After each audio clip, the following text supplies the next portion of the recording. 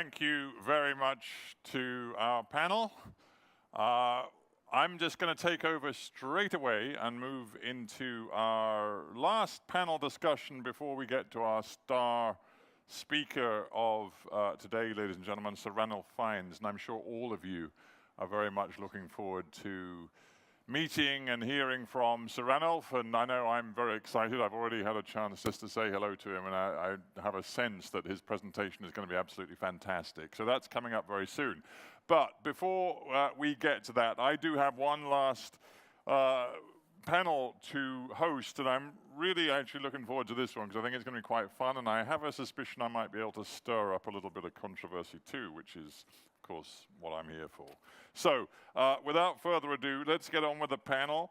We're calling it Acquiring the Next Generation. Now, there's been all this chat through the course of the last 2 days of a new generation of traveler, what we call them. Are we sick of referring to millennials? Do we need a new sort of concept for describing the kind of attitudes that travelers bring with them today? And yes, a lot of them are young, but some are older people like me who just have a young attitude. And is it more about a mindset and a psychology than a particular demographic? Anyway, whatever it is, this generation of travelers is really important. And how do the established brands reach out to them?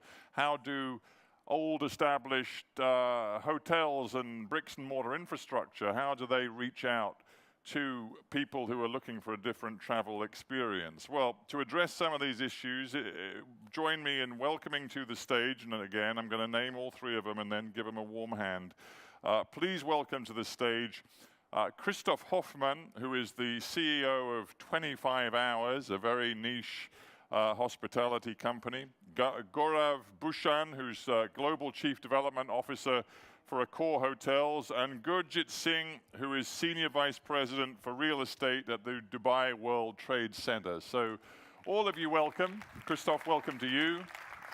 Welcome, guys. Gurjit, why don't you take this chair here?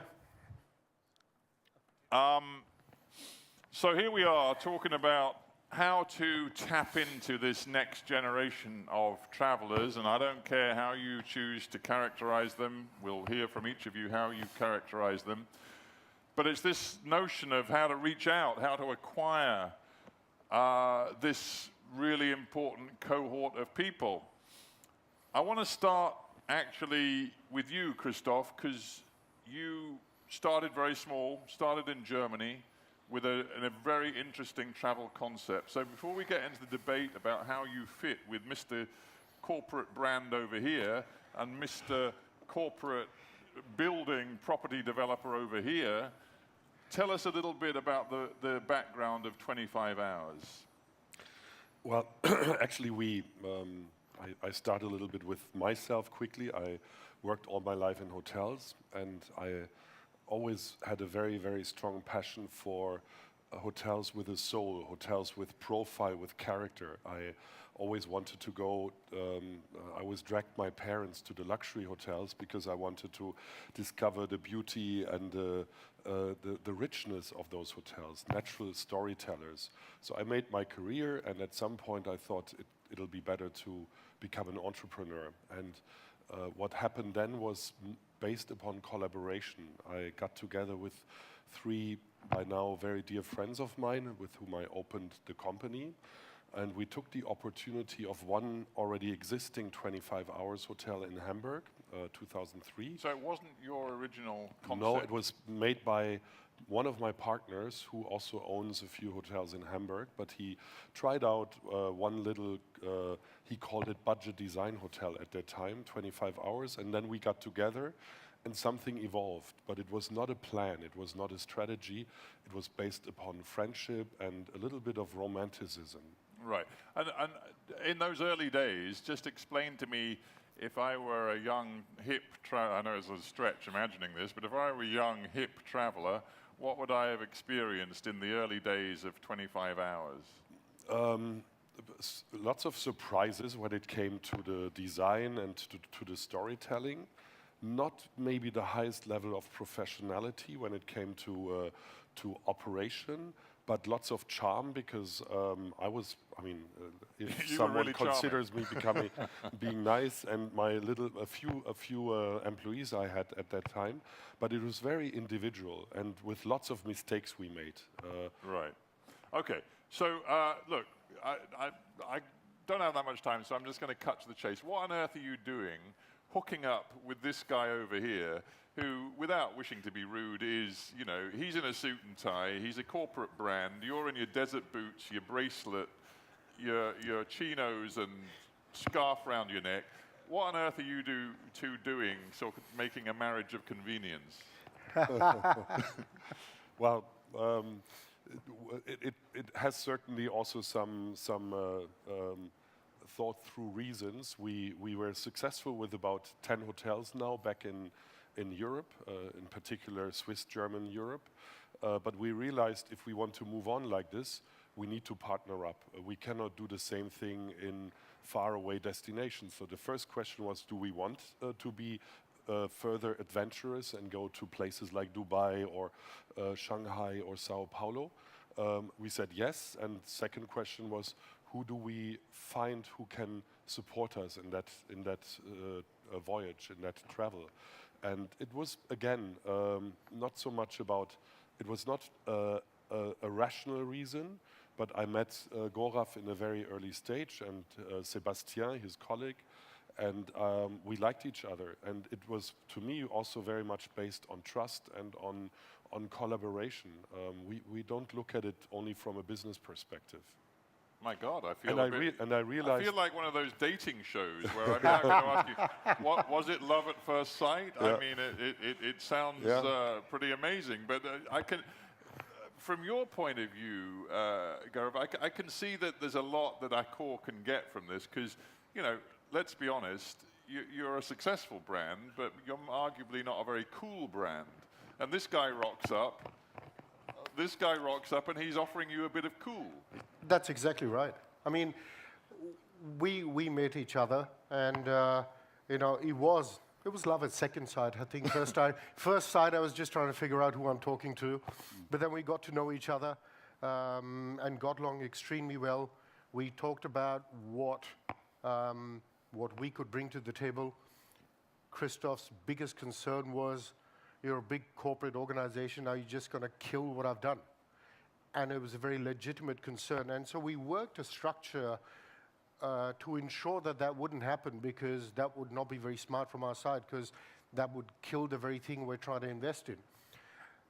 And, you know, we as a group have expanded our brand portfolio quite substantially. And we look at it on a case-by-case basis. And what we're very clear on is that we don't pretend to know everything. And I think you've got to start with that. And if you are clear on what you don't know, I think you'll make sound business and financial decisions. I certainly believe that. And then we have a huge belief in this segment, the lifestyle segment. It's a pretty broad term, but more experiential hotels. We think that's the way of the future. And if we, as a large hotel company, want to innovate and retain our customers and grow stickiness with our customers, we need to come up and innovate with our product, with our brands. Otherwise, you know, we're not going to have a business. So you've got to move with the times. So recognizing what the customer's looking for, okay, so we've got the platform, but we need the partner and we need the right brand to attract that customer. And we know we can't do that ourselves. So we partnered up with Christoph. So he brings all the brand, the expertise, the DNA to the table on really creating a very different experience, a different product. And we, as a global company, provide him the platform to develop the brand, distribution, customers. Isn't it a little bit of a contradiction in terms, you say, look, we're very careful, we don't want to destroy the spirit, the essence of what Christoph created, because if we do, then we've lost the very point of the acquisition or the tie-up in the first place. But the bottom line is, you know, as Christoph said in explaining his origins in Germany, the very point and the charm of his operation was that it was both charming and a little bit ramshackle and a little bit amateurish, but it's what, you know, it was that charm that drew people in of a certain kind of traveler. But you know, again, I sound rude. I don't mean to be rude, but you're a corporate box ticker. You can't afford for your hotels to be a little bit unpredictable and a bit charming, but a bit crazy. You need them all to be pretty uniform because that's the way big business works. And that takes away from what he's offering. Not really, and that's exactly why we partnered up. We didn't try to buy the whole thing outright. Because if we tried to take the whole thing outright, we'd probably end up where you just said. And we don't want to do that. And I think even if you look at Christoph's brand, it's evolved over the years. It has, as you start to open bigger hotels, you start to open in different cities, you evolve your product. That's just natural. And what we're trying to do, and I'm pretty confident we can do that, make that balance between retaining what the brand stands for, but yet making it international. And what we like about the brand is it's unique in every destination. You create a story for each destination. So if we want to bring a certain type of different customer to Dubai, and we've teamed up with Gurjit to do that with a great new product, then we need to deliver both, because you've got to have both at the end. If you want a scalable hotel business, you've got to have the right brand, the right product, but you also need a global ability to bring customers to the table. Right. Otherwise, you're not going to create an international brand. Well, let's bring Gurjit in. He's been sitting patiently listening to this. Again, you know, when I saw the guest list for this panel, I was kind of surprised. I thought, what on earth, when we're talking about rolling out an experiential sort of hotel concept, which is supposed to be different, younger, hipper, what on earth are they doing working with the Dubai World Trade Center? You know, and what on earth are you doing not wanting to bring in a new mega 5-star brand? Why are you interested in 25 hours? Frankly, Stephen, we needed an additional hour on the clock. So I think you're taking them a little bit literally there. But on a more serious note, we attract nearly 4 million visitors through our World Trade Center. We run 350 events. The whole profile of the customer that comes through our product positioning is getting younger. They're getting more savvy. They look for an experience. And therefore, we found that combination in a provocative brand that had bold style in the design and that could offer that variation in the entire product positioning of the hospitality product that we have now on the World Trade Center. But does it sit easily in the World Trade Center? It will start sitting easily because the customer that we attract is actually escaping to other products within the city. And if we were to focus on what our campus and footprint can offer, this is actually raising the experiential quotient for our World Trade Center's destination positioning. But maybe I'm wrong, but I'm guessing the people who want to stay in a 25 hours hotel aren't necessarily the richest, likely to be the biggest spenders. And I would have thought, as an overall property developer concept, you want the absolute high-end people to be staying in the accommodation you offer, because then they're going to go out and spend more money in your retail. But the conventional thinking is you need to have a diverse product within your destination, and that applies everywhere. And in this case here, we are really focused on raising that experiential quotient, and the 25th hour really helps us because people spend an additional amount of time with us. You extend the visitor stay, you increase the visitor spend. All right. And may I say You may. something quickly about our potential customers and the existing ones? Yeah. I disagree with I think the times are changing a little bit. It's not about luxury and about rich and not-rich. It's about the experience. And if you would ever come to one of our hotels, especially the newer ones, you will realize that it has a lot of things which people who are affluent travelers and people who spend money appreciate even more than if they go to a cookie-cutter 5-star luxury hotel. If you look at many 5-star so-called luxury hotels, they are sometimes also kind of boring. Yeah. And if we offer a range of beautiful gastronomy, nice rooms, but in a different way, to an See, affordable price. I don't know if you were in the room yesterday, Christoph, when I was talking to Mohammed Alaba about his notion of millennial travelers. I mean, he made it sound as though, frankly, all you had to do was take the door off the wardrobe, allow the customer to look at his clothes hanging up, and there you'd got a hipster millennial environment. You're obviously saying it's a bit more It's complicated more than this. than that. I mean, we made that mistake also, and we've learned. We have a learning curve. But I think it's like the overall atmosphere and the overall also communication. Times are changing. People are looking for more individuality and not only for the posh or non-posh product. But how big can you grow before the very growth of your product, its ubiquity, starts to challenge the differentness that is a part of your USP? You know, it's always a balance, isn't it? Now that you've got a tie-in with Accor, you presumably could roll out in so many of the different locations where Accor is a big brand. You know, it's tempting to want to grow and grow and grow and grow. So, what are your ambitions, your limits? Where do you think you're going to challenge your own USP? Yeah, if there is any potential, maybe conflict of interest between 25 and Accor, it may be that one. But we've agreed already upon a certain, not maximum number of hotels, but I wouldn't say 25 hours would be the right brand for having 500 hotels one day in the world. It would not be... Well, let's say 100. It's hard to say. We agreed upon 50 destinations worldwide for the next years. Going back to marriage guidance, who wears the trousers in this relationship? His trousers are cooler, so I listen to him. Your trousers might last longer, though. So come on, I'm being serious. Where's the authority? You know, who has ultimate decision-making power? You've got to make a joint decision. There's no other way to do this, really. And it might sound cliched, but you have to agree on a game plan together. Otherwise, this is going to fall apart. And we have our moments of tension, I can assure you. Oh, good. Tell me about a few of them.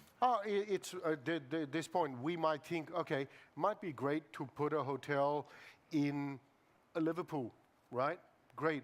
And Christoph's going to say, no, I want to start with London. I want to create the right flagship for the brand. And then we'll talk about it. So we have those debates, right? And they're healthy debates. We might disagree, and we still disagree on a few things. But in the end, we have a broader game plan. And if you have the guiding principle... How binding is the deal? I mean, if you two, well, not just you two, obviously it's a bit more complicated than a personal relationship, but Christoph, if you and the team at 25 Hours became really pissed off with what Accor wanted you to do and the growth strategy and everything about the concept was, in Accor's mind, not really matching your mind, do you have the freedom to walk away? I don't know. I would go back and look at the documents. I mean, we're still shareholders. You haven't read the small print in the contract? No, but we're still shareholders, and we can always say no to every deal which is being proposed to us, as much as can Gaurav say no to deals which we come up with. And I totally agree with Gaurav. At the end of the day, we have to find a way through, and that debate is important, because I may be a bit too cautious in every once in a while, and Gaurav may be a bit too dynamic when it comes to growth, because that's your natural task within Accor. And I think there's a truth in between, and we have to find that truth. We have decided... Let me give you a perfect example. The project we're doing with Gurjit. Dubai is a perfect example. Christoph didn't want to do Dubai. It was not in the DNA. Gurjit, you better not listen to this. No, and he I didn't know Gurjit then. and we went, okay, we think we know Dubai. I understand you don't want to do it. Come and see the city. Come and understand the city, because 25 Hours loves to do projects in cities that have a soul. And so I said to Christoph, you might be mistaken. I think Dubai has a real history, a real soul. Just because it's got a lot of glamorous buildings does mean there's a real history and a story behind it. So come and look, touch and feel. Thankfully he did. He brought his team with him. we looked and we had a great partner who we have an existing relationship with, so they changed their mind. And so here we are, we're developing a beautiful hotel together with Gurjit, which will be a flagship for the brand moving forward. So you've got to work at it. It's really a marriage. You can disagree. You'll try and convince each other that you're right. Sometimes he'll agree, sometimes he won't. All right, one final use of this metaphor of relationships and marriages. Fidelity is pretty important in marriage, right? So are you faithful to him, or does your agreement mean, hang on, I haven't finished yet? or could you, if another brand that you like fluttered its eyelids at you, you could also hook up with them, could you? Yeah, I mean, polygamy, that sort of thing? That's not our intention. I never thought about it because I have to explain you why. Accor was not on our wish list when we started to look for strategic partnerships, because we said, we need to find that small luxury group which thinks like us. But the more we thought about, or the more we spoke with Accor prior to it, I realized the difference, the sheer difference between Accor and us is the big opportunity. And and I strongly believe that we should use that opportunity. So for me, there's no other option in my mind. I mean, I obviously haven't read the contract that you two, Thankfully, your groups have signed, but this is it. You're now locked in with each other. You're not. We are, but we're French, so we kind of have a. I'm kidding. No, we are absolutely locked in with each other. Having said that, in all seriousness, Accor as a group has an ambition to have a portfolio of experiential brands. So we're working with a lot of other partner brands as well, not too many, because you want to be able to manage the relationships and make sure you balance that. But we're very upfront with Christoph about our ambition in this space, because we are a global player. If you want to be a global player, you need to have the right portfolio of brands, and each brand stands for something else. So for us, it's about giving optionalities to our customer base and making sure that we can deliver the right experience with the right partner. Right. But in the end, for us, it is important to have a portfolio that gives our customer optionalities, because if we can't do that, we can't bring the volume of customers that Christoph and Gurjit are expecting. Right. Well, I just feel I need to bring Gurjit back in here. I was listening very attentively to the divorce and... Yeah, no, I bet you were. Now, how many hotels do you have in your World Trade Center complex? At the present, we have four different types of hospitality product, three of which are with the Accor group. So we have a Novotel and we have two Ibises as well. Right. Yes. So for you, 25 hours, how would you place it within your sort of accommodation portfolio in the World Trade Center? How important is it, do you think, for you? So this is part and parcel of our strategy to eventually have a 5-star product in the future. Now we are 60% 3-star and 40% 4-star. We will balance it out to 50-50. The product positioning now is very attractive to us because we really have a high retention rate and we operate quite nicely from a bottom line perspective. This new experiential hotel for us will actually raise that quotient even better. So, frankly, I'm very surprised that you're as mid-market as you are. My idea about Dubai, and particularly sort of landmark properties like yours, is that you've always been very 5-star oriented. But we are very market oriented, and that is very important because retention and the capacity to retain within your campus is important. Which goes back to what Mohammed Alabar was saying, that the future is very much about being as creative as possible in the mid-market, rather than being too preoccupied with all the prestige and status of 5-star. I actually want to ask Christoph one particular question, which is, actually they bring social spaces into their hotel. And I think that's a very important point, and not many hotels actually do that. And there's an increasing trend, and I think, Christoph, you can talk about that. That'll be a very important indicator to the market. Yes, I mean, I have to come back quickly to the discussion with Gaurav and our hesitation about Dubai in the beginning and my experience since I have been to Dubai 6 times. We are middle in the project, and I appreciate that Gaurav was a little bit pushy in the beginning because I'm starting. Pushy. You have a pushy partner. I'm starting to understand that this is a great opportunity for us. Thanks to you also, because it's also the setup with the developer. And Dubai, other than if we go to Copenhagen or to Switzerland, for example, we can do much, much more. We have much more space to fill in. And coming to the public space, we can become maybe a hotel which is really the living room for a special Dubai crowd. We bring a lot of people from Europe who change a little bit Dubai, and that's to us also a very great opportunity to learn how we can make hotels which are even more exciting than the ones which we have back in Europe. Interesting, yeah.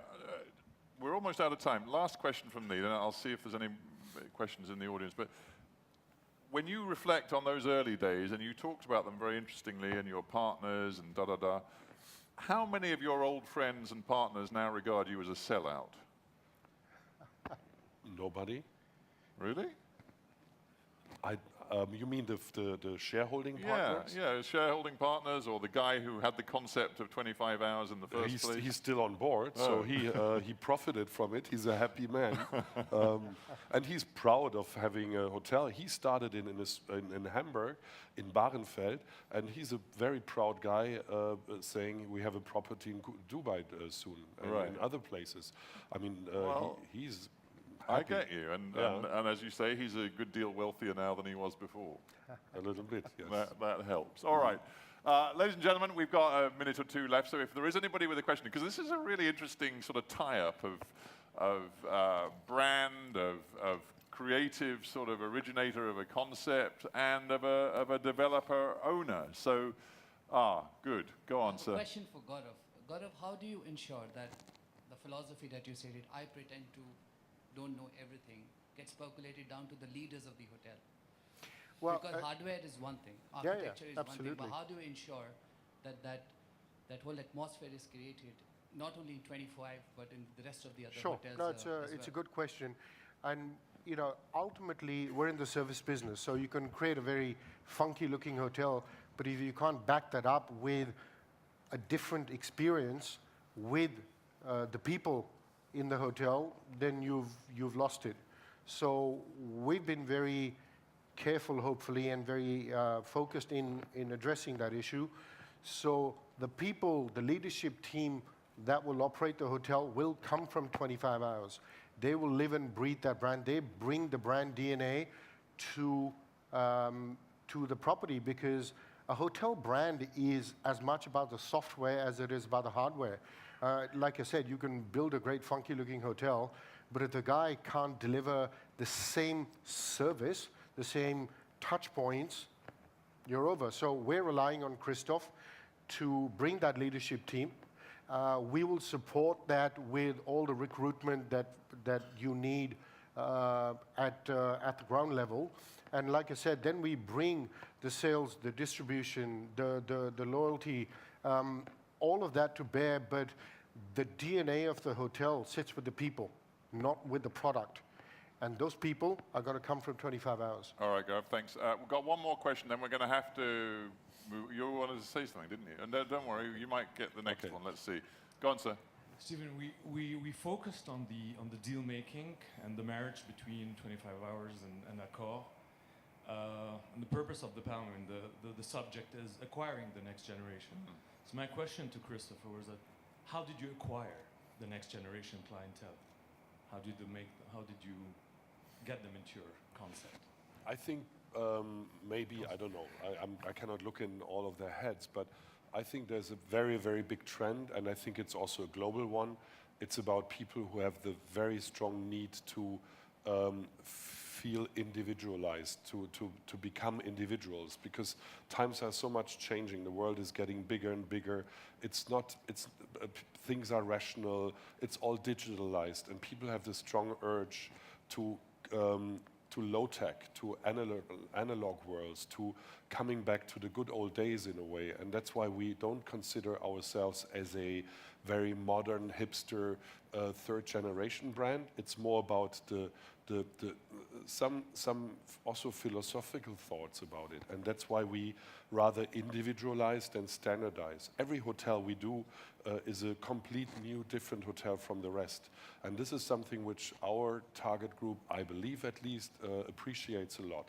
And Actually, that's why we are more successful also on a financial basis. It's a good, interesting, maybe I didn't explore this enough, but just very briefly, just in terms of like staffing of the hotel and staff to guest ratios, are you a much lower ratio? Are you less interested in offering full room service menus and endless staff in reception areas? And are you much more automated and a bit Spartan and a bit austere? We believe that we give our employees much more responsibility and also more power. We don't believe that guest is king. We believe that our employees can talk on the same level with our guest, which sometimes is a bit risky. But on the other hand, it empowers employees to do more than if you have everything for everybody. So our ratio back in Europe is certainly lower than in the normal 4 to 5 star segment. Right. Okay, I wish we could carry on, because I think it's such an interesting topic, but we can't, unfortunately, because we've got a star speaker to introduce. So you're all stars in my world, but unfortunately I'm going to have to bid you farewell and ask you to elegantly leave the stage, but not before. Please give our wonderful panel a very warm round of applause. Thank you very much, guys. Thank you.